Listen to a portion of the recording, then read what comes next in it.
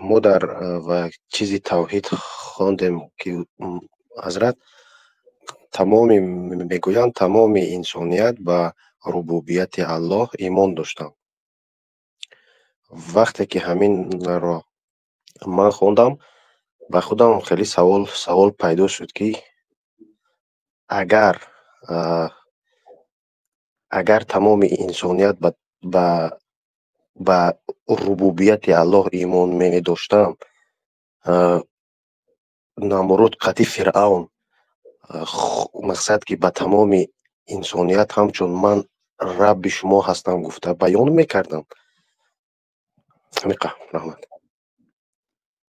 تمام انسان ها به توحید ربوبیت ایمان داشتن شرط نه، یعنی بعضی بودن آدمایی که به توحید ربوبیت هم ایمان نمی آوردن، ولی مردم مکه مشرک بودند و به یگانگی الله تعالی باور داشتند در خالقیتش که آسمان و زمین را آفرید. در نص قرآن آمده است اگر آنها را بپرسی که آسمان ها و زمین ها را کی آفرید، میگفتند که الله. اگر آنها را سوال دی که رزق دهنده کیست، میگفتند که الله. آخه برای چی در عبادت غیر او را عبادت میکنید؟ تو بعد پیامبر الله تعالی امر کرد که سوال کنید و وقتی که به سرشان مشکلی می آمد الله را عبادت میکردند. تینجی آرامی باشد بت‌ها را عبادت میکردند. به عقل خودشان شریعت میکردند، میگفتند که آخه برای چی شما این هیکلا را سنگ ها را عبادت میکنید؟ میگفتند که اینا چیزایی است که گناه کردگی نیست. تو سنگ گناه ندارد، درخت گناه ندارد، ما اینها عبادت می‌کنیم تا اینکه حال یقربونا الی الله زلفا، ما رو به الله تعالی نزدیک کنند، اینو واسطه شود برای ما.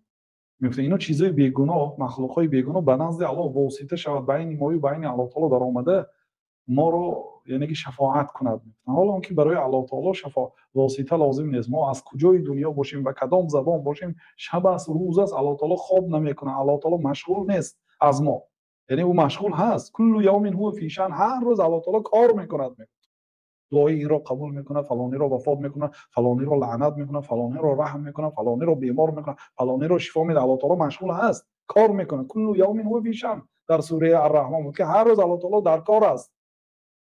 لیکن خیلی نه که من بند گوید، من مثلا من از اینجا گپ زدم، من نمیتونم یک آدم قبول کنم و قطعی گپ بزنم. ما مخلوق هستیم، ما یک تا کار کرده میتونیم، یکی بار دو تا سه. الله تعالی میتوند همیشه وقتی که دعا کنید الله قبول میکند و میشنود و میبیند. برای الله تعالی واسطه در کار نیست. اینو قیاس کردن الله تعالی رو به مخلوقات، گفتن که چه خیلی که به پیش پادشاه‌های و سلطان‌ها مباشرتا در آمده نمیشد. یا آدمی که به وی نزدیک است باید تو در آمده معرفی کند و باید که آدمی خوب است، نه رحم کنه، نه عفو کنه، یا این شفاعت میکردن که به این یگان چی تید گفته. خب این به الله تعالی این چیز در کار نیست. الله تعالی میدوند همه چیز را. بنابراین الله تعالی رو به پادشاه‌ها و سلطان‌ها قیاس کردن، این قیاس خالق و مخلوق است، این باطل است. این اصل منشأ این گمراه ها از همین جا منشأ گرفت. اما فرعون هم الله تعالی در ربوبیتش باور داد. الله تعالی در سوره نمل آیه 14 گفت که وجحدوا بها واستيقنتها انفسهم ظلما وعلوا. وجحدوا بها، الله تعالی رو انکار میکردند، واستيقنتها انفسهم، لیکن در قرارات قلبشون میدونستند. واستيقنتها، در قرارات قلبش عمیق میدونست که الله هست. و برای چی این کار میکرد؟ ظلما و علوا، همچون ظلم و همچون بالا روی، همچون زیاده روی، سرخم نکردن. از همین جهت ها اونا در قرارات قلبشون ایمان داشتن. شیطان از همه آدمی، از همه جنی که ابلیس رأسی شیطان ها، مثال به گمراهی فرعون هم شریک است، به گمراهی تمام آدم‌ها شریک است، چون که قسم یاد کرده بود که من فرزندان آدم علیه السلام گمراهمونم تا میتونم اینها دوزخی کنم همراه خودم. از جمله به فرعون هم دست دارد. این به ربوبیت الله تعالی ایمان دارد، قسم هم خورد به غیر الله تعالی قسم نمیخوره. فبعزتک، قسم به عزتت، به بزرگیت، ای الله من اینای گمراه میکنم. الله هیچ گاه شیطان به نان و به کوه و به درخت و اون چه قسم یاد نمیکنه. اگر قسم یاد کنه به الله قسم یاد میکنه. ایمان داره. مشرکان مکه میخه بودن و الله تعالی قسم یاد میکردن، اگرچه به بت‌هاشون هم سوگند یاد میکردن. عمران ابن حسین پدرش پرسیدن که کم اله تعبدو، چند الهی را عبادت میگفت 70. کدام ها؟ گفت 6 تا در زمین، 1 تا در آسمان. گفتن که کی ایناش عبادت میکنه اونشه. گفت که اگر تینجی امانی باشه این 6 تا وضعیتای بیزی و سهولتای تنگ باشه بالا میشه. گفتن که این 6 ترک کنم 1 تاش عبادت کنم. کی اسلام قبول کرد؟ یعنی توحید ربوبیت هستن آدمایی که به توحید ربوبیت نه اینکه آسمان و زمین کی آفرید، گوی طبیعت آفرید میگن، یعنی این کاری بودن الله. اونو میگن یعنی در بیرون عالم یک قوه هست، میگن یعنی قوه نامیده نمیشه، ولی الله نامیده میشه، ولی اله نامیده میشه، معبود حقیقی اله یگانه نامیده میشه. نامش هم تغییر میدادن.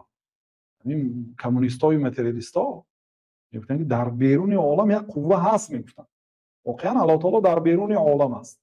الحمدلله رب العالمین، حمد پروردگار که پروردگار عالمیان است. والعالم كل ما سوى الله، عالم هر چیزی غیر الله عالم است. جنت هم عالم است، دوزخ هم عالم است، عرش هم عالم است، فرشته ها هم، جن ها هم، آدم ها هم، همه عالم است و الله تعالی در بیرون عالم است، پروردگار عالمیان است جل جلاله و تقدست اسمه. نو میگفتن که در بیرون عالم یک قوه مؤثر هست، تاثیرگذار، میگفتن به همین اسلوب. لیکن در قرارت قلب همه ایمان به ربوبیت هست، یعنی به یگانگی الله تعالی. چون این فطرت طبیعتا آدم مخلوق که هست، یعنی که طبیعتا میداند که و یک خالقی دارد، یک سازنده دارد.